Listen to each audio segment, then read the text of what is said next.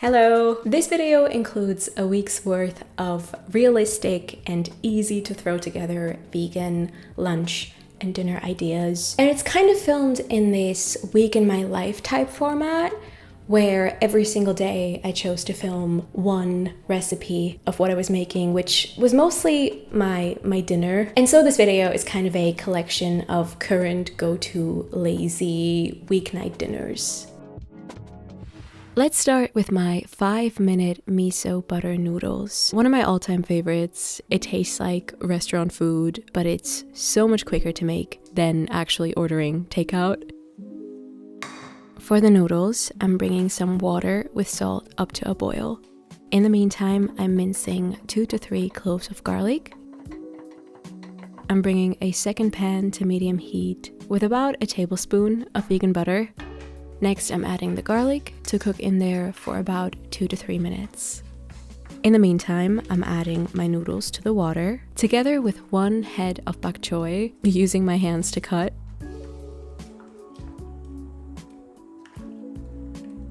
Back to the garlic butter, I'm now thoroughly mixing in the white miso paste, followed by 1 to 2 ladles of the noodle water, some soy sauce, some maple syrup, and some vinegar of choice. I like white wine vinegar the best.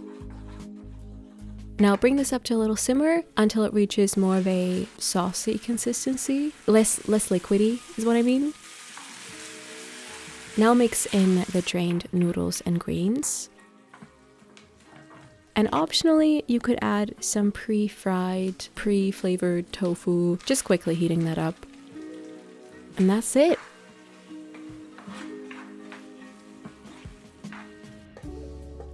This is so delicious. It's like salty, sweet, savory, so good. Monday overall was a wonderful day. Not only was I able to find Pocari Sweat at an Asian supermarket in Friedrichshain, but I also got a new tattoo. Most of my tattoos are done by my friend Tony, who is amazing. It's beautiful. It was so painful. It was like the worst thing ever, but it was How long it was did it nice. take? It took long. It took like 3-4 hours. 3-4 hours. Yeah. On Tuesday, I made this very summery, very fresh, quick dip that you can use in all sorts of ways. First, I brought a small skillet with some olive oil to medium heat. I'm just peeling my garlic, not cutting it, and I'm already giving it a head start in the oil for 1 to 2 minutes. Meanwhile, I'm cutting the tomatoes in half or into quarters for the most part. I'm giving this about 5 minutes over medium to medium high, just to cook it down a little bit. And then I'm adding some salt, some pepper, and towards the end, some fresh basil. I'm also letting some stale bread toast in the oven for a few minutes. Honestly, at this point, you could stop and just serve the bread with this. It's a classic, very delicious food combination. But here I decided to blend this all up together with some plain hummus, plus a little bit of vegan sour cream. You could do cream cheese or yogurt here as well.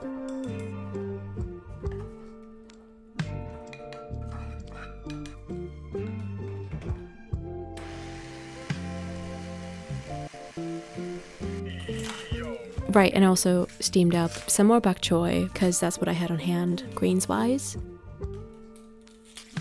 I just served this up with some of the warm flatbread and basil. Not pictured, but I also added some of that pre-fried tofu. Of course, this could also be served in any other type of sandwich. Use this as a salad dressing. Make some hummus pasta. You could add some crunchy tofu. There's lots you can do. Tuesday was especially fun because I joined some friends at university cinema, and it was the best time. We watched The Housemaid, which is one of those films that fits perfectly into the category of it's so bad, it's good. It had absolutely no right to be this enjoyable. On Wednesday, my mom came to stay with me for a few days, and this dinner here took a bit of time, but it didn't take a lot of work. Just 2 big potatoes that I am lightly rubbing with oil and then wrapping in a bit of aluminum foil. to bake for about an hour, maybe even an hour 15. Next, I pan fried some already deep fried tofu until lightly golden brown. I'm also chopping up a mango and an avocado.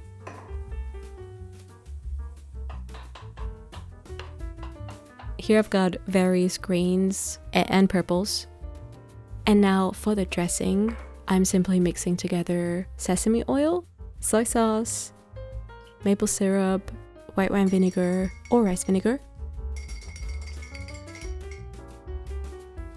The whole thing is very fresh and summery, but the potatoes make it cozy again. Definitely mandatory to add some vegan butter to these, as well as some salt, and optionally, but highly recommended, to add some chives as well. And then these also go pretty well with the basil tomato dip I made the previous day.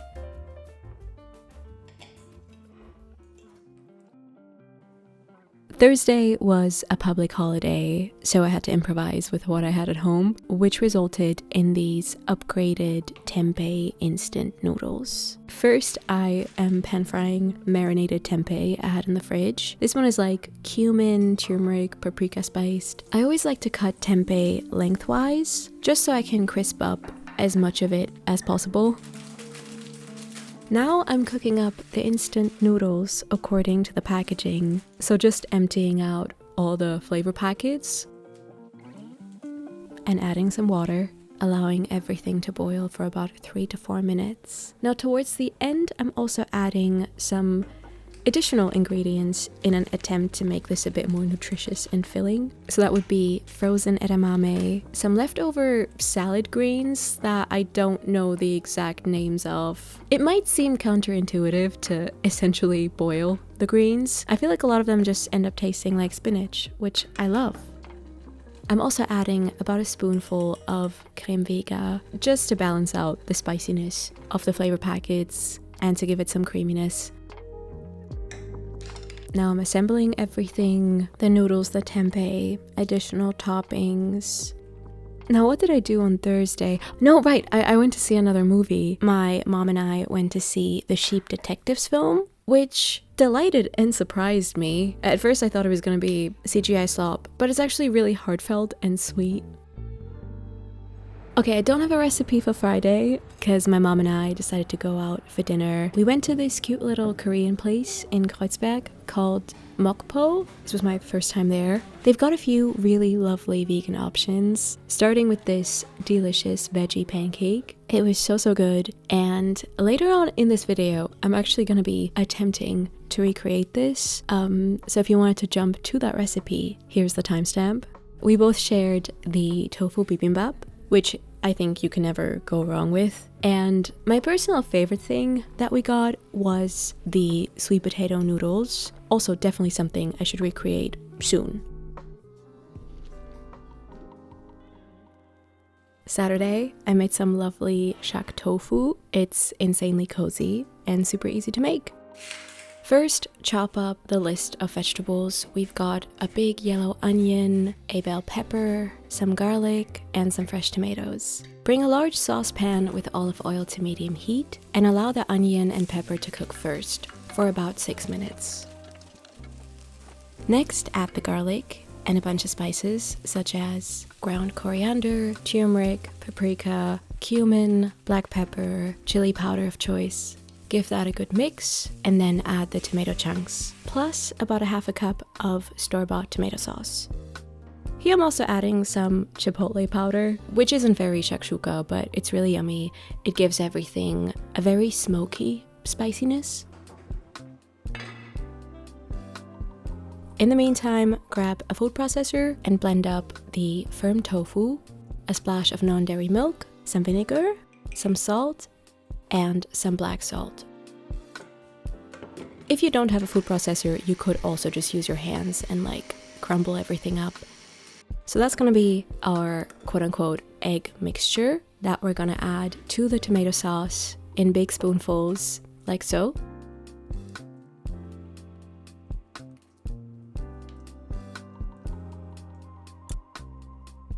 Put on the lid and allow this to cook for another 5 to 8 minutes. And last but not least, sprinkle on top some fresh herbs. I'm going with chives, and serve it up. Also, I would recommend a final pinch of kalanamak just to make sure you really have that egg flavor locked in. Saturday evening was a rare night of actually going out, like being out until midnight maybe. Moving on to Sunday, this is where I'm trying to make the Korean pancakes at home. They're called yacheon. Vegetable-wise, I'm going with 1 yellow onion, more bok choy, and a leek. I should not have cut those first. But yeah, I remember in the restaurant they used carrot and bell pepper, maybe mushrooms as well. For the pancake batter, I'm mixing together all-purpose flour, a teaspoon of sugar, a little bit of baking powder, salt, water, and vinegar. Mixing that until smooth. And then I'm throwing in my vegetables, mixing everything up once more until the vegetables are lightly coated. Let the vegetable oil heat up over medium-high. I feel like these do cook best at a higher temperature, and they take about 4 minutes per side. Should be enough time for the vegetables to cook inside the batter as well.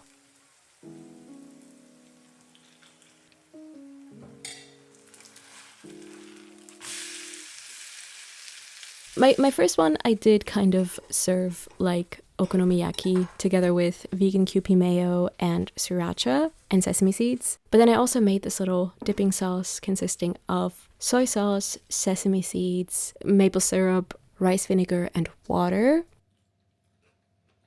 One thing I forgot to mention is that these pancakes do taste a lot better fresh. And you do get quite a lot of pancakes out of this batter, so whatever you're not cooking up in the moment, you could keep sealed in the fridge for whenever you want another pancake. But that is it for this video. Thank you so much for watching. I hope you enjoyed it. There is a baby crying outside. I've done so much traveling in the past 2 to 3 months, which has been really fun, but also kind of the reason I would say why I haven't been posting as much as I would like to. But rest assured, for this summer and possibly the fall as well, I will stay put in Berlin and hopefully crank out more videos. And so yeah, I just want to say thank you for the patience and for watching until the end as well. I really, really appreciate it. Thank you also to Squarespace for being the sponsor of today's video. The all-in-one platform to help you grow and establish your brand and business online. Start by browsing their wide selection of beautiful website templates or create your own from scratch if you prefer. Squarespace offers SEO tools in order for you to show up more often in people's search engines, helping you grow your audience and bring in new customers. You can do fundraisers on Squarespace as well by using their donation tools. You can generate passive income by offering content behind a paywall and create your own new logo within Squarespace as well. If you need any extra help, they've got their 24/7 award-winning customer service at the ready. Start today. Go to squarespace.com/MinaRome or use code MinaRome to get 10% off your first purchase of a website or domain.